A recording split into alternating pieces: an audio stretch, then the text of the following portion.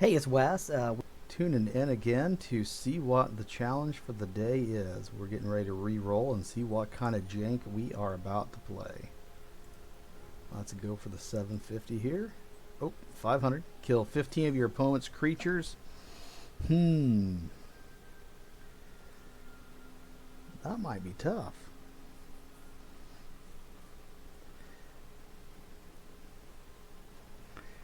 Let's see, what do I have that's an anti-creature spell? Something that kills critters.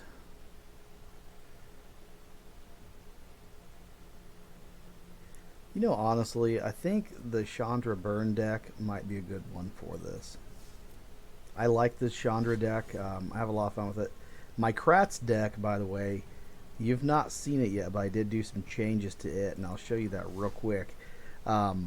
This deck, I, I've always been a white player forever. Um, Still have got a strong chorus of the lifelink. I've got the Griffin Airy in here now. I finally picked it up. Hallowed Priest, of course, the Impassioned Orator, Pacifism, which, to be quite honest, against decks that have got the large creatures that I just don't have an option to how to deal with, that's you almost have to have it. Um, Revitalize is fantastic because it just goes so well with the Griffin Airy and also with the Hallowed Priest. But I've added in the Maul of Skyclaves, and that's one of the artifacts that's in pretty much all of the predominant white aggro decks right now. Now, I've been looking at some of those, and there's a lot of things out there that I would love to get incorporated into this deck. That's part of the, I guess you could call it the meta decks right now. And this has been working well. I've really enjoyed it. Um, but we're getting ready to try to do this challenge with this Chandra deck. And our focus will be to burn champions. So let's take a look, see what we have. We've got Shock, Fire Prophecy, Forbidden Friendship, Run Amok, Bombard, Goblin Gathering, Spell Gorger, Weird, Pyroceratops, Double Vision, Chandra, of course, herself, and Mountains. The cool thing about this is we have got enough to burn stuff. Claim the Firstborn, that's such a great card. Um, and it's a good deck. So we're going to give this a crack to try to knock out today's challenge. We got to knock out 15 critters of our opponents, which with this deck, with as much burn as we have got, should be pretty easy, I believe. So let's jump right in. And by the way, today I went shopping, and me and Adrian went to Effingham to Babalu's to our card shop, and great card shop, great guy to deal with over there. It's wonderful to have a very solid local game store to deal with. So if you do happen to have a good one in your area, support them by all means. Um, and what's interesting, ooh, wow, that was quick. Holy cow. And what is interesting about his particular shop is that he is a very good guy to deal with.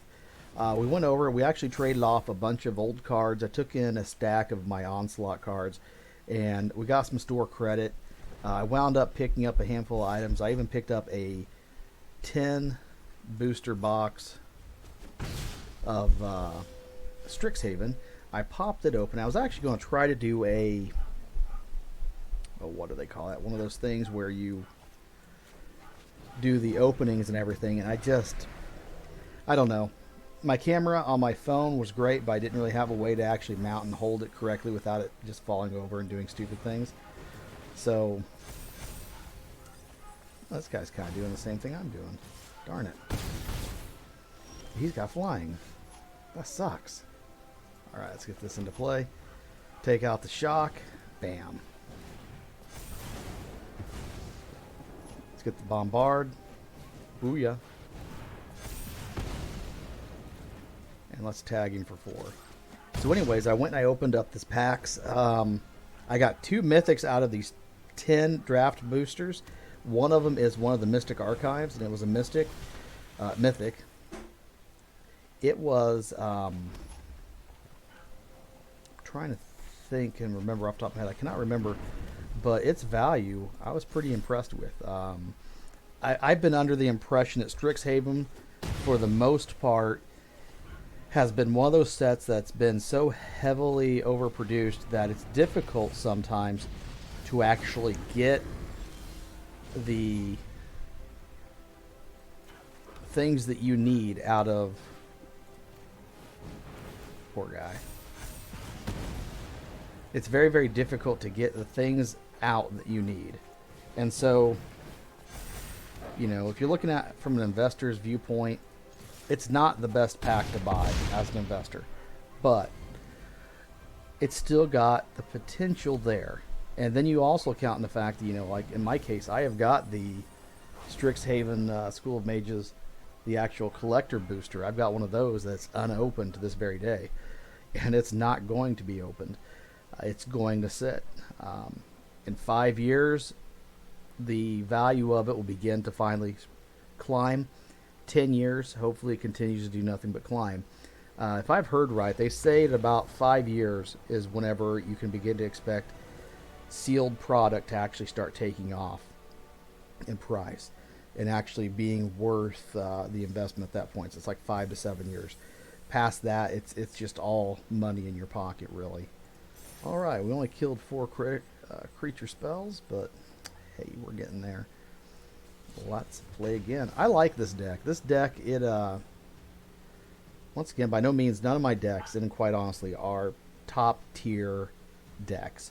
I play a lot of Jank because I just don't have the cards. Now, I've gotten to where I've actually got a lot of wild cards built up, so I'm thinking very heavily about building a top tier mono white aggro deck, the white weenie type deck, and I'm looking at doing that because I've got a lot of good cards already in white, and white's what I started playing with back when I first started playing this game. My very first deck was actually a green deck, and it was splashed in a little bit of white because I didn't have anything other than green and white, and that's the only cards I had, and I needed enough to be able to just have an actual deck, so that's what I did.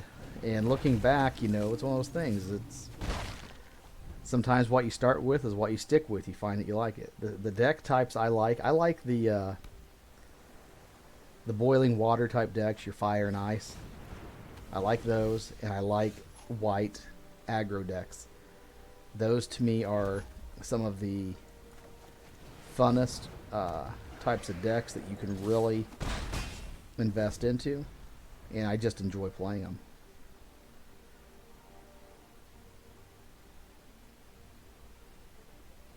Ages ago, I had a really nice Angels deck, and I'm still kind of a homer for Angels to this very day. I don't remember all the Angels I had.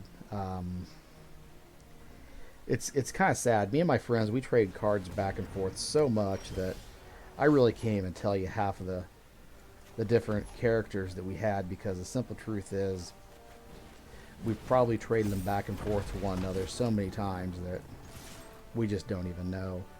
But the amazing thing is that at one point, all the different various decks, we've all probably have had various cards that we all collectively as friends owned. And I know I've had a friend that had Radiant Angel. I had a friend that had Sierra Avatar. I've got Sierra herself. I think I may even have more than one version of her. And it's one of those deals where I don't remember who had what at this point, and I probably had Radiant myself.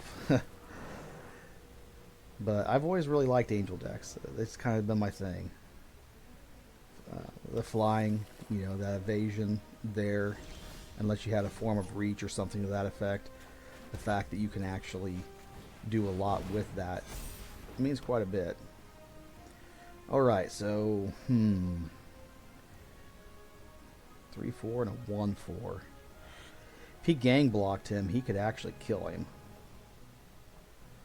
So we're going to attack, but we're going to attack with all. That way he hopefully doesn't gang block. Okay, he's just going to take out the little guys. Alright. But so, as you see, we've got Goblin Gathering sitting in my hand.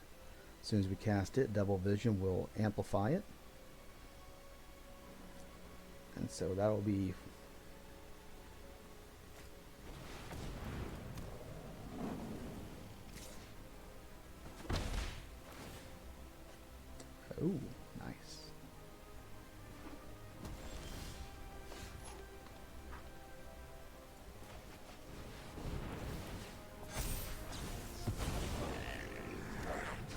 Beautiful. Let's see, that's a 5/5. We will cast this, and we will target it. And we're going to decline that. Oh, crap. I just screwed up.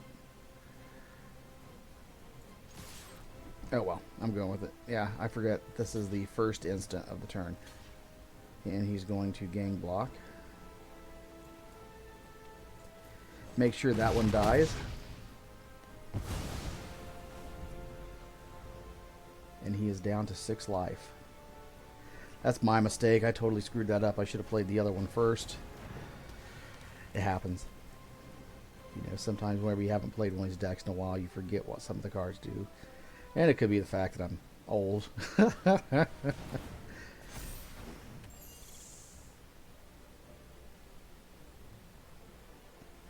I need to kill that thing.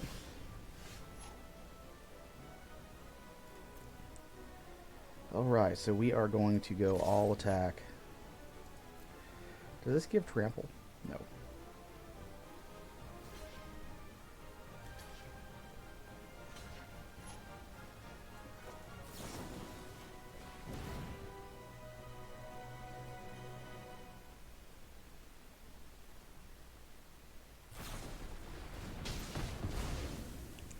Ooh, that sucks. Had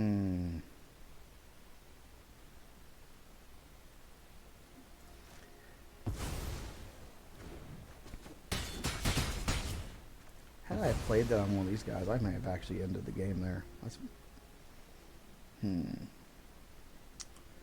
feels bad.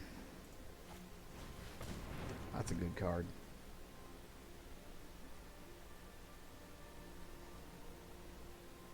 I get a shock in my hand and it's over.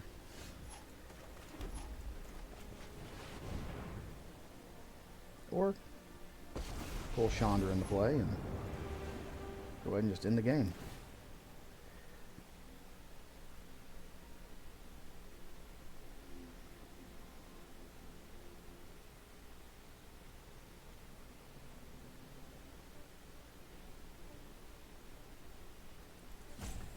Come on.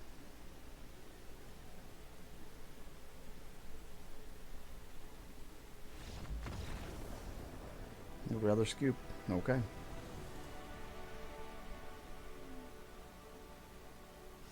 Now tomorrow, the my local shop, Babalu's, is actually getting some of the Japanese boosters for Strixhaven, and I've asked him to hold me at least one. He's getting a limited number, but that's something that the artwork is just so amazing on those that it's kind of difficult to pass it up. I mean, you just look at this. This is just amazing. Confront the past. Hey. Very nice. Alright, let's get back to our game here. So we're about halfway on to our mission.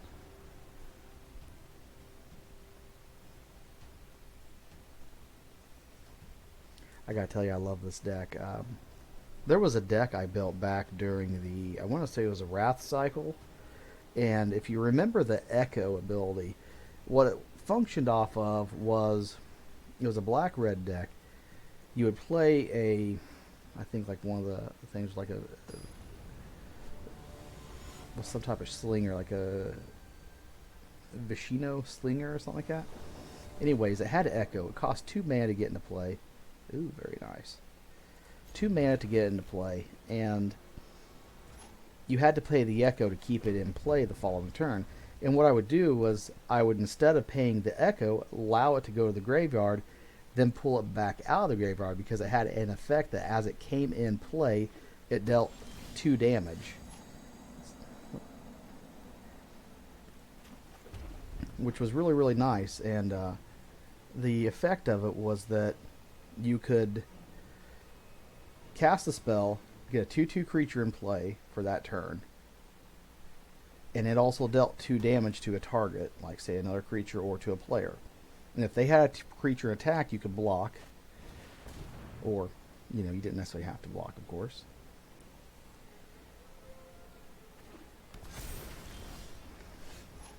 Ooh, I wish I had an animate land eradicate. Ooh, an eradicate would be beautiful.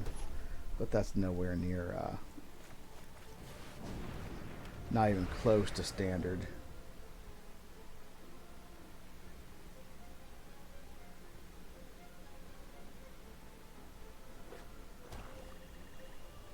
Trying to figure out what this guy has made. Green, black, blue.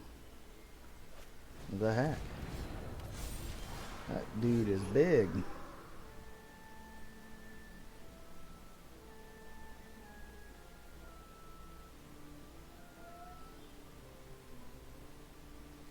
Wow.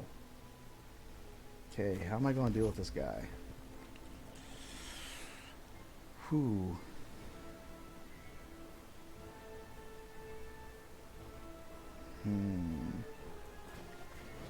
I'm not going to be attacking anytime soon because he is just a little too much for me to handle right at this moment. And I'm going to assume he's got other big critters in this deck.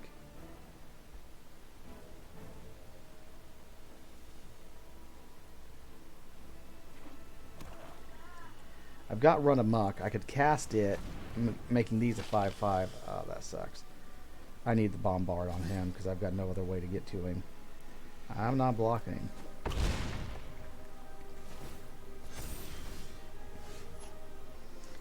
Okay, let's nail him with this. Makes these guys 3/3. So at least together they match him now.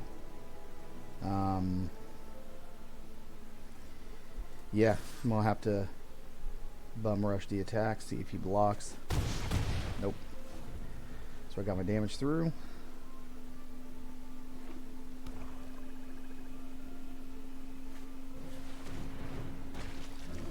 Wow. It's a nice deck.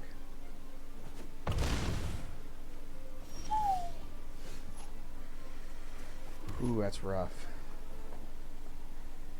I think I need that first. Because I need some chump blockers. He's got trample. He does not.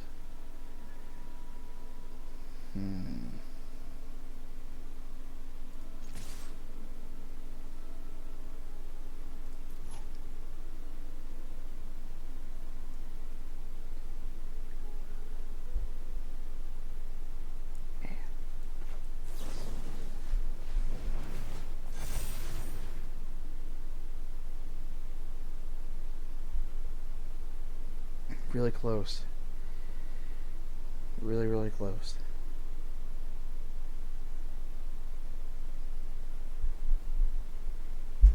One more point of damage and yeah. Alright, next turn. That's right, it had lifelink. Next turn we're going to be really close to lethal here because we've got a 5 and 5. That's 10 total. So he's saying to himself something along the lines of, no.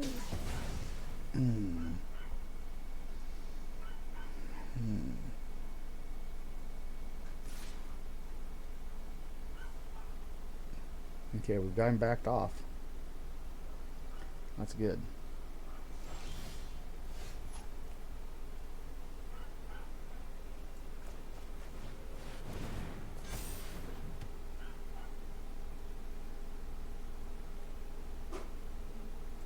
No attacks.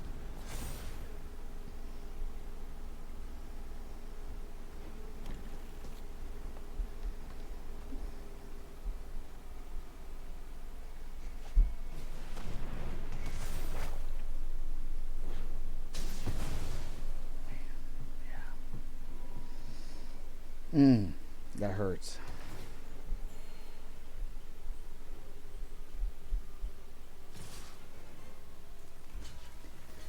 Got chump block, that's all we can do.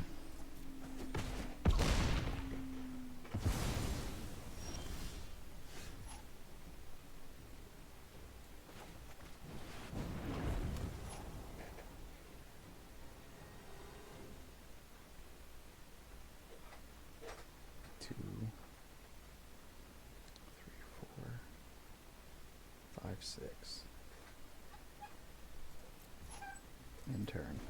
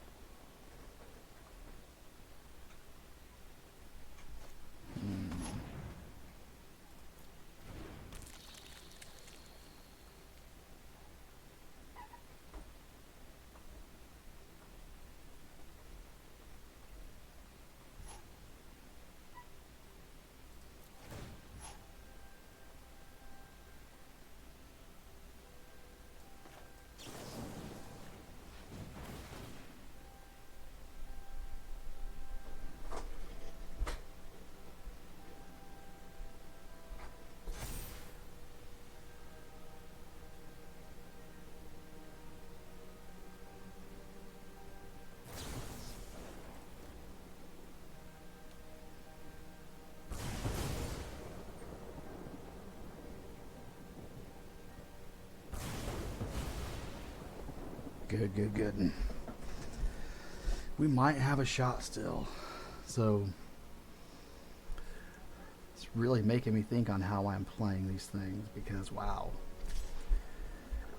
Ooh.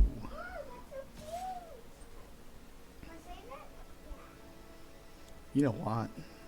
They've got Death Touch. I'm not going to block.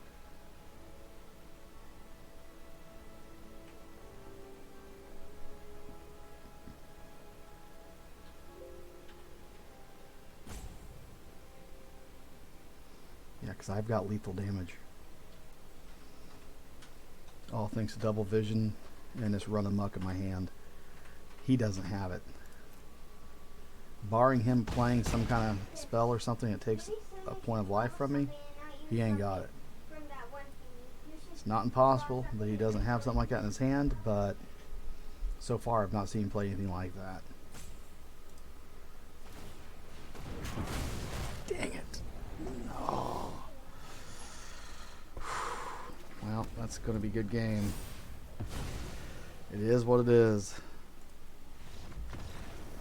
Alright, that was actually a pretty good game. You know, one of the things about whenever you play on Arena, it seems like the shuffler sometimes just does not cooperate. One more game, I should have this. The thing is, when you go into a match and you feel like you actually had a shot, that's one thing. But whenever you just get screwed, like, you know, you just get nothing but mana, or you never draw any cards that makes up the core of your deck, it just really makes you question this whole arena. But like, this should be a pretty standard draw for this deck. You know, I've got 4 of these, I've got 4 of the other one, and I've got a ton of sorceries and spells.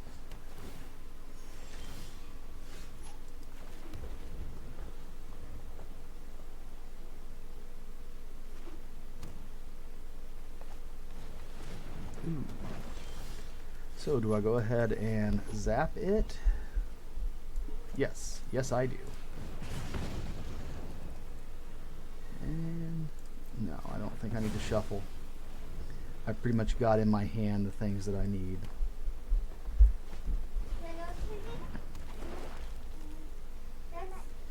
I'm thinking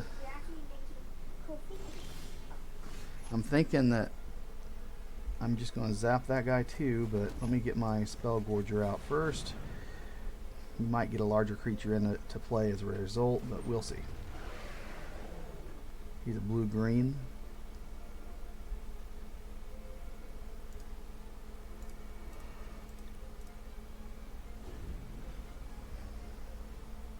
Yeah, so I've been really impressed with the Strixhaven pool that I got.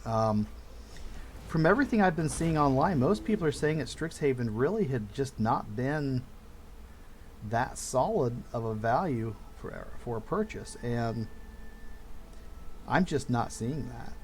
I'm really not. I've got to zap that guy. It just is what it is. That death touches. Oof. Rough. Flying and death touch. That sucks.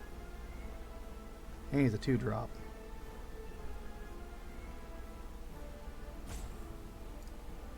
Come on. Come on. You got 2 mana.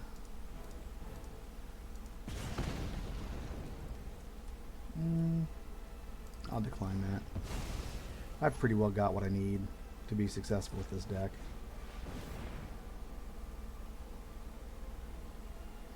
And it's entirely possible he may pull some relatively large creatures that I might not be able to handle, but if he does, it just is what it is. Not every deck out there can beat every other deck. Now, when you get into the meta decks, that's the reason why they're meta. Meta literally means most efficient tactic available, or something to that effect. And so, if something is quote-unquote meta, what it really means is that you're taking the best way to win. So if it's what's most efficient, then yeah, it's the way to go. But like in my case, these here, they're not necessarily meta, But they'll do very good against certain types of decks, and they're going to do terrible against other types of decks. Ooh. Well, that sucked.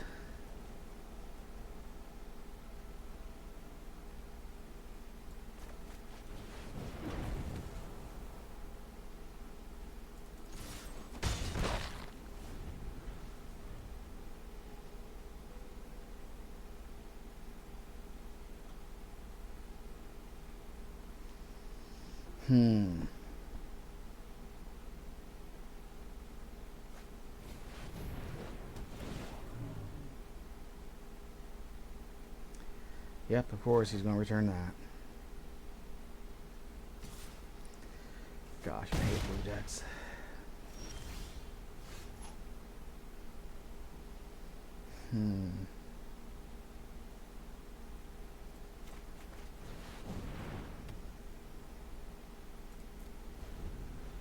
I chump block it one turn. I eat this 5. Cast this. Take him out. That's the play I'm looking for.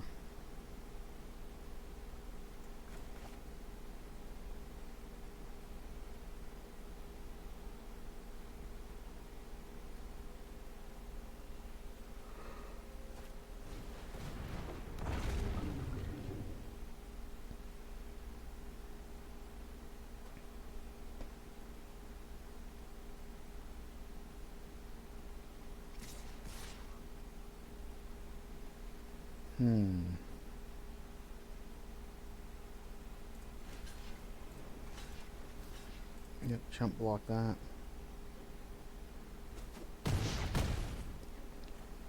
Man.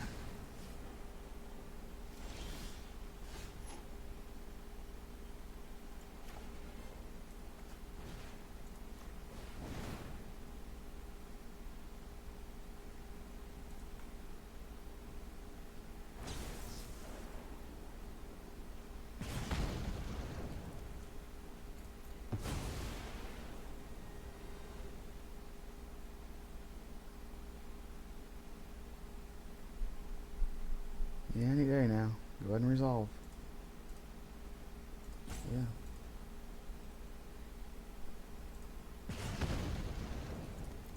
Alright, good deal. We get some chump blockers into play. Next turn we nail him with shock.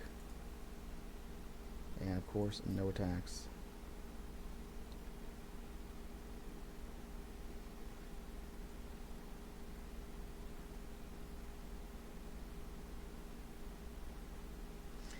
I'm going to assume he's just going to keep pinging me with him for 1 damage because I can't do anything about him.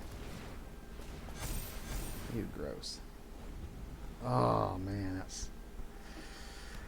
Ooh, that sucks.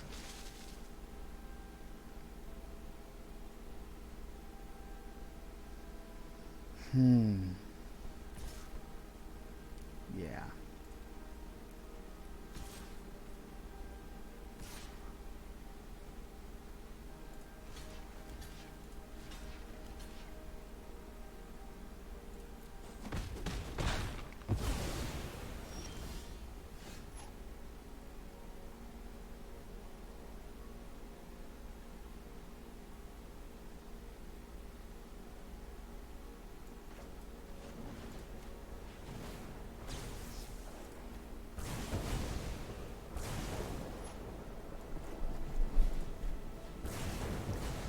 Oh man, it sucks to have to do that, but it just is what it is.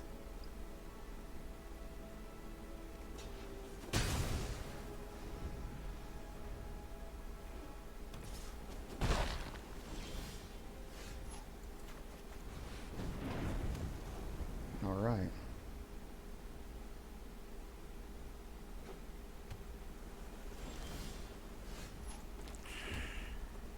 Can't really attack.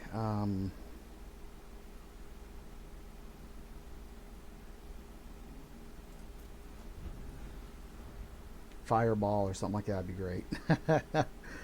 That'd be wonderful right now. Wow. Okay.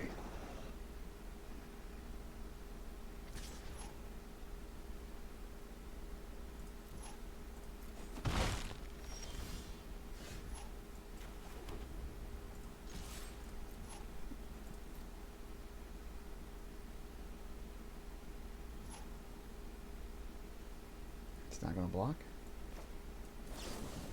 Okay.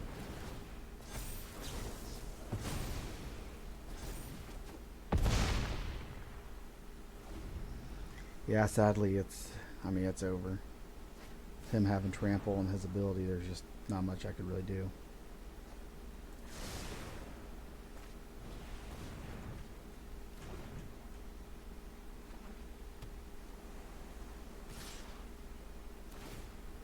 Yep. It is what it is. Alright, let's see how we're doing with our challenge.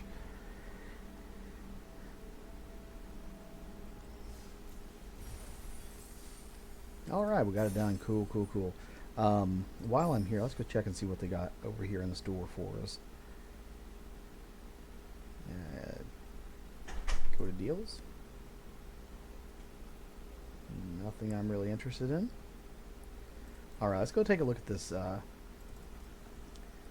It's got cats in it, and it's got creatures, so it's called Krats, and it's great. I don't know. I've just been looking at a lot of different things. You know, there are wonderful spells like this. Expel would be nice in here, and there's other creatures as well. I've been able to do a handful of drafts. I'm really close to being able to do another couple of these, and probably sometime in the next couple of days I'll start doing a couple drafts. Probably film those, and so we're in a situation where we're getting really close to being at. Holy cow! Target blocking creature gets 7/7.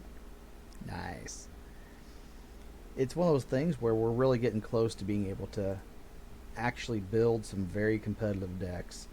And you've got to remember, when I first started playing quite a bit, I had some uncommon, some rare, and some mythic available.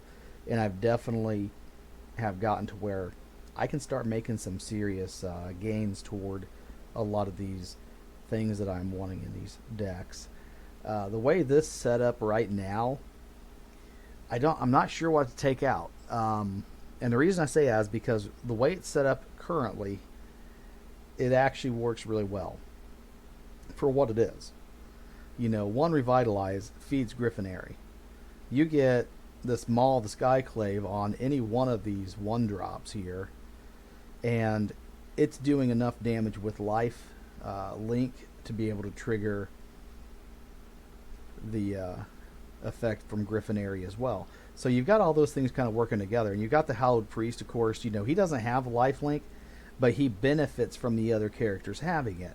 The Small, the Skyclaves, this is just an absolutely amazing artifact. It costs 3 mana to equip it. Yes, it's 4, but it automatically equips whenever you first cast the spell, and it's a 2/2, has flying and first strike. The cool thing about it is that your first strike really helps you to deal with the death touch. It helps you to deal with a lot of these creatures that would be a trade of a dead creature for another dead creature of theirs. And so that's amazing. It's just wonderful. Now, there's all the glitters. If I were to be running a heavy enchantment or artifact deck, that would be something to consider. It's a really strong card as well. But in this particular deck, I just don't really feel that it's the right thing for it. That all being said, I'm probably going to look at the meta decks that are out there right now, and I'm thinking I'm probably just going to build a whole new deck. And I'm going to leave this one probably the same, because I just like this deck too much. But anyways, I'm probably going to work on that sometime in the next couple days. It's amazing. Busy, just busy all the time. But anyways, I appreciate you all tuning in, and you all have a great evening.